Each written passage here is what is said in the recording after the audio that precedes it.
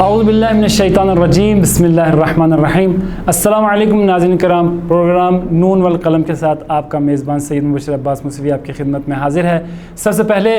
آج کی مناسبت سے، دہ کرامت کی مناسبت سے آپ تمام جو ناظرین ہمیں دیکھ رہے ہیں، بالخصوص رہبر معظم سید علی خامنہئی اور بالاخص امام زمانہ عجل اللہ تعالی فرج شریف اور بالعموم تمام موالیان حیدر کرار کو ہدیہ تبریک پیش کرتا ہوں۔ دہ کرامت ان ایام کو کہا جاتا ہے جس میں یکم ذی القعدہ کو حضرت معصومہ قم سلام اللہ علیہ کی ولادت ہے اور 11 ذی القعدہ کو آپ کے برادر گرامی امام رضا علیہ السلام کی ولادت ہے۔ اس وجہ سے ان ایام کو دہ کرامت کہا گیا ہے۔ اور آپ علیہ السلام کی جو فضیلت کے حوالے سے ہم گفتگو کرتے ہیں تو واقعاً آپ کے بارے میں، آپ ان امامزادوں میں آپ کا شمار ہوتا ہے جن کے بارے میں معصومین علیہ السلام کے اقوال موجود ہیں، جس میں سب سے پہلے آپ کے والد گرامی امام کاظم علیہ السلام فرماتے ہیں فداہا ابوہا۔ یہ وہ الفاظ ہیں جو رسول خدا صلی اللہ علیہ وآلہ وسلم نے اپنی بیٹی حضرت فاطمہ زہرا سلام اللہ علیہ کو کہا، اور یہی جملے جو ہیں آپ کے والد گرامی آپ کو فرما رہے ہیں۔ خود امام جعفر صادق کی اگر ہم بات کرتے ہیں تو امام جعفر صادق فرماتے ہیں کہ میرے فرزندوں میں سے ایک فرزند کم میں وہاں مدفون ہوگی اور جو بھی اس کی زیارت کرے گا اس پر جنت واجب ہو جائے گی۔ اور امام رضا علیہ السلام کی جب ہم بات کرتے ہیں تو وہ تو آپ کے برادر گرامی ہیں اور آپ سے پوری جو زیارت ہے وہ آپ سے نقل ہے، جس میں ایک جگہ پہ وہ فرماتے ہیں یا فاطمہ تو اشفعی لی فی الجنہ۔ انشاءاللہ آج اسی حوالے سے آپ سے گفتگو کرنے کے لیے ہمارے ساتھ موجود ہیں حجت الاسلام والمسلمین شیخ ارشد حسین جعفری صاحب۔ السلام علیکم ورحمۃ اللہ وبرکاتہ۔ وعلیکم السلام ورحمۃ اللہ وبرکاتہ۔ سب سے پہلے تو آپ کا بہت بہت شکریہ تشریف لائے، آپ کو خوش آمدید کہتے ہیں۔ آج کے پہلے سوال کی جانب چلتے ہیں۔ جی سب سے پہلے سوال میرا یہ ہے کہ حضرت معصومہ سلام اللہ علیہ مدینے سے سفر کرتی ہیں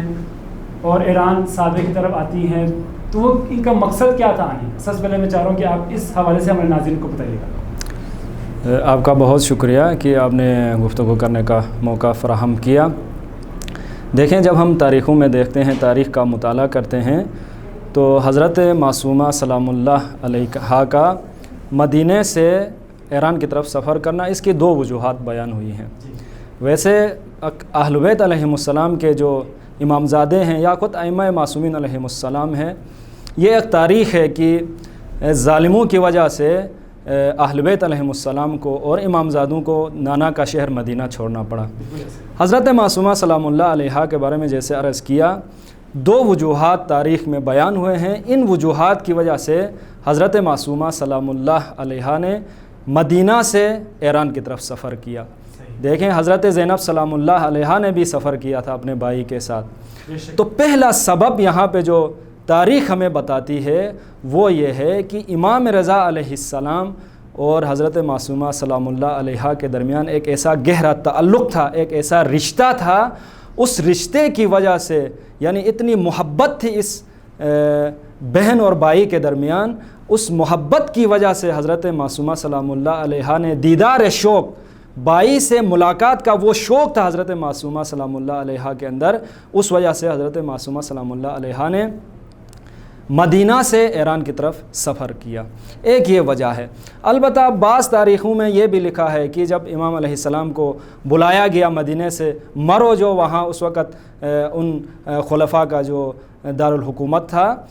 جب بلایا گیا امام علیہ السلام، جب یہاں پہنچے ہیں، امام علیہ السلام نے ایک خط لکھا حضرت معصومہ کو، اور وہ خط امام نے اپنے غلام سے یہ کہا تھا، آپ نے کہیں نہیں ٹھہرنا اور اس کو جتنا جلدی ممکن ہو مدینہ پہنچانا ہے۔ اور جب یہ خط پہنچا حضرت معصومہ سلام اللہ علیہ کے پاس تو اسی وقت حضرت معصومہ نے سفر کا ارادہ کیا۔ یہ بہرحال ایک جو ہے ضعیف، اب اس کو کہہ سکتے ہیں، لیکن یہ ایک ہے سبب۔ لیکن اصل سبب یہ ہے کہ حضرت معصومہ نے اپنے بھائی کے دیدار کے لیے مدینہ سے ایران کی طرف سفر کیا۔ کیونکہ خود حضرت معصومہ سلام اللہ علیہ ان کو اپنے بھائی سے عشق اور دیدار کی وجہ سے وہ آ رہے تھے۔ اب میں یہاں چاہ رہا ہوں کہ جس طرح سے حضرت معصومہ سلام اللہ علیہ، ایک تو آپ فرما رہے تھے کہ ایک دیدار ہے، ایک عشق ہے، محبت ہے، اب اس کے علاوہ یہ بتائیں کہ خود زیارت امام رضا علیہ السلام کی فضیلت کیا ہے، کہ اگر مثلا زائرین اگر وہاں جانا چاہتے ہیں تو اس فضیلت کے حوالے سے، کیونکہ بہت سے زائرین ایسے ہیں جو فضیلت جانے بغیر آتے ہیں، بس کہتے ہیں کہ ہم زیارت کے لیے جا رہے ہیں، لیکن ان کو معرفت نہیں ہے، فضیلت کا پتہ نہیں ہے۔ تو سب سے پہلے یہ بتائیں کہ امام کی جو زیارت ہے اس کی فضیلت کیا ہے؟ اس سوال کا جواب دینے سے پہلے ایک نقطہ جو میں مکمل کرنا چاہ رہا تھا اس حوالے سے، جو حضرت معصومہ نے مدینہ کو چھوڑا، پہلا سبب یہی بیان ہوا جو ابھی بیان کیا، دوسرا سبب بھی اہم سبب ہے، چونکہ اس وقت یہاں مامون نے امام علیہ السلام کو جو ولایت عہدی کا جو مسئلہ تھا اس کی وجہ سے آل رسول کے لیے ایک فرصت ملی تھی امامت کی جو ہے تبلیغ اور تشیع کی تبلیغ کے لیے، ایک یہ بھی سبب لکھا گیا ہے حضرت معصومہ کی مدینہ سے ایران کی طرف سفر کا، لیکن اصل سبب علماء یہ بیان کرتے ہیں کہ وہی تھا اپنے بھائی کی دیدار کے لیے۔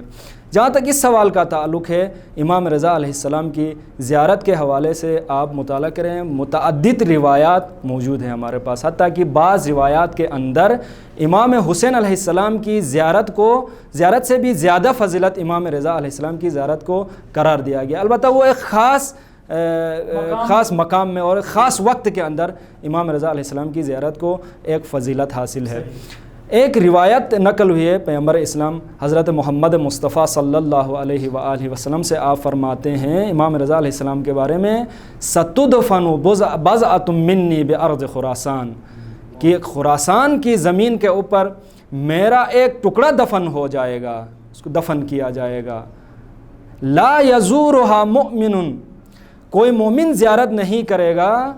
الا اوجب اللہ لہ الجنہ، مگر یہ کہ خداوند متعال اس مومن کے لیے جنت واجب قرار دے گا۔ اس کے بعد والا جملہ انتہائی دقیق اور اس جملے پر توجہ کرنے کی ضرورت ہے۔ امام علیہ السلام نے، پیغمبر اسلام نے فرمایا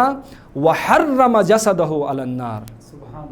کہ وہ مومن جو امام رضا علیہ السلام کی زیارت کرتا ہے اس کے جسد پر آتش جہنم حرام ہے۔ میں نے علماء سے یہ سنا ہے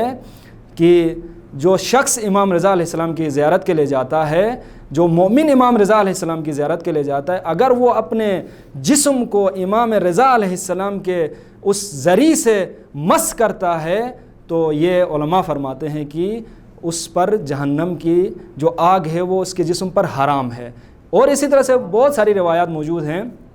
کہ ایک اور روایت میں یہ کہا گیا کہ ما زارہا مکروب، کوئی جو ہے نا پریشان حال امام رضا علیہ السلام کی زیارت نہیں کرے گا مگر یہ کہ نفس اللہ قربتہ، کہ خداوند متعال اس کی اس پریشانی کو دور کرے گا، اور اسی طرح سے کوئی گناہ گار زیارت نہیں کرے گا مگر یہ کہ خداوند متعال اس کے گناہ کو معاف کرے گا۔ تو امام رضا علیہ السلام کی زیارت کے بارے میں شفاعت امام رضا علیہ السلام کی اس مومن کو حاصل ہوگی، اس مومن کے گناہ بخش دیے جائیں گے، اور اس مومن کی جو پریشانیاں ہیں وہ امام رضا علیہ السلام کی زیارت کی وجہ سے اس کی پریشانیاں دور ہو جائیں گی۔ لیکن عیون اخبار رضا میں خود امام رضا علیہ السلام، جو شخص امام رضا علیہ السلام کی زیارت کرتا ہے اس کے متعلق خود امام رضا علیہ السلام یہ فرماتے ہیں من زار علی بعد داری اتیتہ یوم القیامہ فی ثلاث مواطن، کہ جو بھی دور سے میری زیارت کرتا ہے یا دور سے میری زیارت کے لیے آتا ہے تو قیامت کے دن میں 3 مقامات کے لیے اس کی مدد کے لیے آؤں گا، حتی اخلصہ من احوالہا، اور اس ہولناکیوں سے اس کو نجات دوں گا، اس کی نجات دوں گا، اس کو نجات عطا کروں گا۔ پہلا کیا ہے؟ اذا تطایرت القطب یمینا و شمالا، کہ جب نامہ اعمال دیا جائے گا دائیں اور بائیں طرف سے تو امام رضا علیہ السلام وہاں اس شخص کی مدد کے لیے آئے گا جو امام کی زیارت کے لیے آیا ہے۔ اسی طرح سے عند الصراط، صراط جو کہ آپ کو پتہ ہے مومنین کو کہ پل صراط ایک ایسا خطرناک مقام یا ایک ایسی منزل ہے جہاں سے جب تک کسی کے پاس ولایت کی ٹکٹ نہیں ہوگی نہیں گزر سکتا، اس مقام پہ امام رضا علیہ السلام مدد کے لیے پہنچیں گے۔ اسی طرح سے نامہ اعمال کے دوران عند المیزان، جب نامہ اعمال کا موقع ہوگا اس وقت امام رضا علیہ السلام اس مومن کی، اس شخص کی مدد کے لیے آئے گا جو امام کی زیارت کے لیے مشہد شریف تشریف لا چکا ہو۔ ماشاءاللہ بہترین انداز سے بیان کر رہے ہیں۔ ابھی ہم نے فضیلت حضرت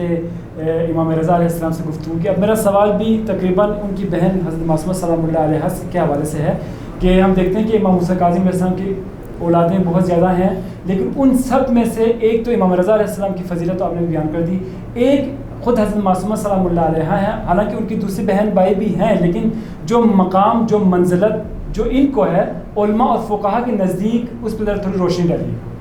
جی ہاں، یہ بہت اہم سوال ہے کہ جس طرح سے امام حضرت معصومہ سلام اللہ علیہ کی خود معصومین علیہ السلام نے فضیلت بیان کی،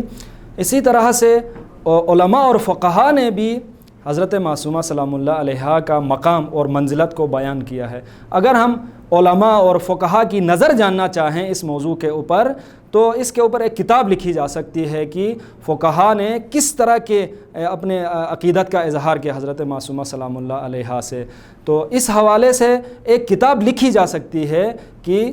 فقہا اور علماء کی نظر حضرت معصومہ کے بارے میں۔ لیکن چونکہ حضرت معصومہ سلام اللہ علیہا کا حرم قرآن مجید کی اس آیت کا مصداق ہے، فی بیوت اذن اللہ ان ترفع ویذکر فیہا اسمہ یسبح لہ فیہا بالغدو والآصال کا مصداق ہے، جہاں پہ صبح و شام خدا کا ذکر ہوتا ہے۔ یہی وجہ ہے کہ اس بی بی کے متعلق، اس بی بی کے عظمت کے بارے میں علماء اور فقہا نے بیان کیا ہے۔ چند ایک علماء کا آپ کی خدمت میں ذکر کروں گا۔ سب سے پہلے آیت اللہ مرعشی، آپ نے سنا ہوگا قصہ، بہت معروف قصہ ہے۔ ان کے والد محترم سید محمود مرعشی ان کے بارے میں نقل کرتے ہیں، وہ 40 دن تک حرم امیر المؤمنین علیہ السلام میں چلہ کاٹتے ہیں۔ کس وجہ سے؟ اس وجہ سے کہ وہ چاہتے ہیں کہ حضرت فاطمہ زہرا سلام اللہ علیہا کی زیارت ان کو نصیب ہو، ان کی قبر کا ان کو پتہ چل جائے تاکہ وہ وہاں جا کے زیارت کریں۔ 40 دن بعد امیر المؤمنین علیہ السلام ان کو مکاشفے میں آ جاتے ہیں اور امام فرماتے ہیں مرعشی کیا چاہتے ہیں؟ تو انہوں نے اپنے اس تمنا کا، اپنے اس عقیدت کا اظہار کیا جو وہ حضرت فاطمہ زہرا سلام اللہ علیہا کے بارے میں رکھتے تھے۔ تو امام علیہ السلام نے فرمایا کہ فاطمہ کی قبر خدا کے اسرار میں سے ایک سر ہے، وہ جب تک امام کا ظہور نہیں ہوگا وہ ظاہر نہیں ہوگی، لیکن اگر آپ چاہتے ہیں کہ حضرت فاطمہ زہرا رسول کی دختر کی زیارت کرنا چاہ رہے ہیں تو آپ قم تشریف لے جائیں اور حضرت معصومہ کی زیارت کریں، گویا کہ حضرت فاطمہ کی زیارت کی۔ یہ آیت اللہ مرعشی فرماتے ہیں۔ اسی طرح سے آپ دیکھیں مؤسس حوزہ حضرت آیت اللہ حائری، بہت عجیب جملہ ہے مومنین، اس میں توجہ کرنے کی ضرورت ہے۔ میں خود جب اس جملے کو پڑھ رہا تھا تو حیران ہوا کہ حضرت آیت اللہ حائری یہ فرماتے ہیں جو حضرت معصومہ سلام اللہ علیہا کی زیارت نہیں کرتا اور اسی طرح سے ان کی ولایت کو قبول نہیں کرتا، میں حائری ان سے بات کرنا، گفتگو کرنا اپنی تذلیل سمجھتا ہوں۔ اس قدر حضرت معصومہ کے بارے میں حضرت آیت اللہ حائری یہ فرماتے ہیں۔ اسی طرح سے آپ دیکھیں مفسر قرآن فیلسوف حضرت آیت اللہ طباطبائی یہ فرماتے ہیں کہ وہ اس طرح سے اپنے عقیدت کا اظہار کرتے ہیں حضرت معصومہ سے کہ ماہ مبارک رمضان کا مہینہ ہے اور اس مہینے میں افطار سے پہلے تھکاوٹ کے باوجود حضرت آیت اللہ طباطبائی افطار سے پہلے تشریف لے جاتے ہیں حرم حضرت معصومہ پر اور حرم کا بوسہ لیتے ہیں اور یہ فرماتے ہیں، اس کے بعد جا کے افطار کرتے ہیں اور فرماتے ہیں اگر کسی کو اس الطاف الہی کا علم ہو تو وہ کبھی اس الطاف الہی سے محروم نہیں رہے گا۔ اسی طرح سے ایک مختصر جملہ آیت اللہ بروجردی کے بارے میں ہے۔ وہ جب بروجرد میں تھے تو وہ زیادہ مریض ہو گئے اور انہوں نے نظر کی کہ اگر میں شفایاب ہو جاتا ہوں، اگر مجھے شفا مل جاتی ہے تو میں قم کو اپنا شہر قرار دوں گا۔ تو وہ شفا پاتے ہیں اور حضرت یہاں قم میں آ کے وہ اپنی زندگی یہاں گزارتے ہیں۔ تو ان کا یہ جملہ ہے کہ جب میں اس دنیا سے چلا جاؤں تو میری قبر ایسی جگہ بنائی جائے جہاں سے زائرین حضرت معصومہ گزر کے جا کے حضرت معصومہ کی زیارت کرتے ہیں۔ تو آپ نے دیکھا آج آیت اللہ بروجردی کی جو قبر مبارک ہے وہ مسجد اعظم اور بالاسر کے بیچ میں ہے، جہاں سے ہزاروں زائرین گزر کے آ کے حضرت معصومہ کی زیارت کرتے ہیں۔ یہ علماء کی نظر میں حضرت معصومہ کا مقام ہے۔ ماشاءاللہ بہترین انداز سے بیان کر رہے ہیں کہ کس طرح سے علماء جو ہے وہ ان کی جو منزلت اور مقام کو بیان کر رہے ہیں۔ اب چونکہ ہمارے وقت کے دامن میں گنجائش نہیں ہے، میں مختصراً آپ سے آخری سوال کرنا چاہ رہا ہوں کہ جس طرح سے آپ نے امام حضرت معصومہ سلام اللہ علیہ کی کرامات کے حوالے سے گفتگو کی، اب امام رضا علیہ السلام کی جو کرامات ہیں ان میں سے چند ایک کو بیان کیجیے کیونکہ وقت کے دامن میں گنجائش نہیں ہے۔ جی ہاں،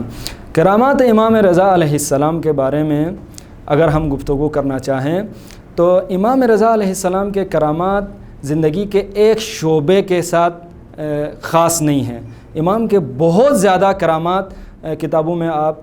پڑھ سکتے ہیں، حتیٰ آپ اگر گوگل کریں تو آپ کو امام رضا علیہ السلام کے بہت زیادہ کرامات آپ کو ملیں گے وہاں پہ۔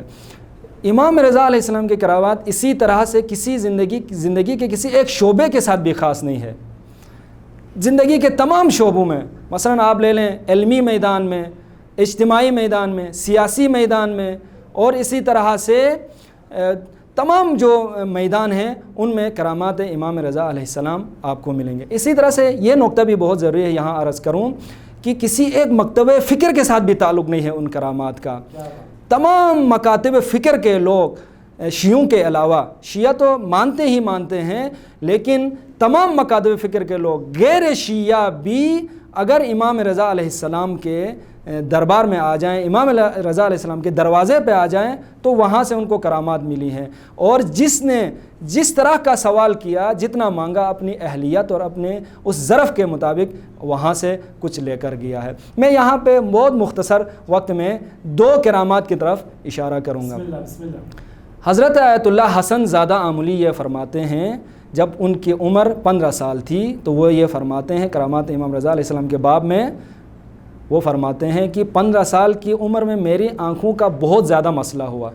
یعنی پڑھنا ایک محقق کے لیے، ایک طالب علم کے لیے آنکھوں کے علاوہ وہ کچھ نہیں کر سکتا، بغیر پاؤں کے وہ گزارا کر سکتا ہے، لیکن اگر اس کی آنکھیں نہ ہوں ایک محقق کے لیے تو اس کے لیے جینا مشکل ہو جاتا ہے۔ تو حضرت حسن زادہ آملی فرماتے ہیں کہ آنکھوں کا مسئلہ ہوا، اور گھر میں نے چونکہ ڈاکٹروں نے مجھے شدید منع کیا ہوا تھا کہ ایک پانی کا قطرہ بھی آنکھ پہ نہ جا پائے، تو میں گھر میں نے رکھا ہوا تھا، ایک تشت پہ مٹی رکھی ہوئی تھی یا ایک دسترخوان پہ مٹی رکھی ہوئی تھی، میں وہاں پہ تیمم کرتا تھا، اپنی نماز یا عبادت اسی طرح سے انجام دیتا تھا۔ ایک شام کو میں جب کھانا وغیرہ کھا کر تو اپنے بسترے میں جا کے آرام کرنے لگا تو میرے ذہن میں یہ بات آئی کہ میری آنکھوں کا مسئلہ ہے۔ بہرحال وہی خیالات ان کے ذہن میں آئے، اور اسی اثناء میں وہ تھوڑی دیر کے لیے سو جاتے ہیں تو وہ امام رضا علیہ السلام کو خواب میں دیکھتے ہیں۔ امام رضا علیہ السلام سب سے پہلے حضرت آیت اللہ حسن زادہ آملی سے یہ پوچھتے ہیں کہ آج کل آپ ہماری زیارت کے لیے کیوں تشریف نہیں لاتے؟ تو آغا حسن زادہ آملی بقول ان کے فرماتے ہیں، آغا آپ کو معلوم ہے مطالعات اور درس و تدریس اور ان چیزوں کی وجہ سے آپ کی خدمت میں حاضر نہیں ہو سکا، اور یہاں اس جملے کی طرف توجہ کریں، میں صبح ضرور حضرت معصومہ کی زیارت کو جاؤں گا۔ دیکھیں یہ جو ہے امام رضا علیہ السلام کی حدیث موجود ہے، جو میری زیارت کرنا چاہے وہ قم میں حضرت معصومہ کی زیارت کرے۔ تو یہاں پر جب امام نے پوچھا، امام نے جب حسن زادہ آملی سے کہا کہ ہماری زیارت کے لیے کیوں تشریف نہیں لاتے، آغا حسن زادہ فرماتے میں صبح ضرور حضرت معصومہ کی زیارت کے لیے جاؤں گا۔ اسی اثناء میں امام رضا علیہ السلام نے حضرت حسن زادہ آملی سے یہ کہا کہ آپ کی آنکھوں کا ہم ضامن ہیں۔ تو حسن زادہ آملی کہتے ہیں کہ اس کے بعد میں بیدار ہوا، دیکھا میری آنکھیں ٹھیک ہوئی ہیں، اور اس وقت کے بعد مجھے یہ یقین ہے میرے جسم کے باقی حصے فاسد ہو سکتے ہیں، خراب ہو سکتے ہیں، لیکن آخر عمر تک میری آنکھوں کو کچھ نہیں ہوگا۔ یہ امام رضا علیہ السلام کا ایک کرامت ہے جو آغا حسن زادہ آملی کے ساتھ یہ واقعہ پیش آیا، اور یہ ایک کرامت ہے واقعاً۔ اسی طرح سے ایک مختصر، جو بہت مختصر عرض کروں گا، آیت اللہ حبیب اللہ گلپگانی کے بارے میں بھی یہ ہے کہ وہ جب اپنا ہاتھ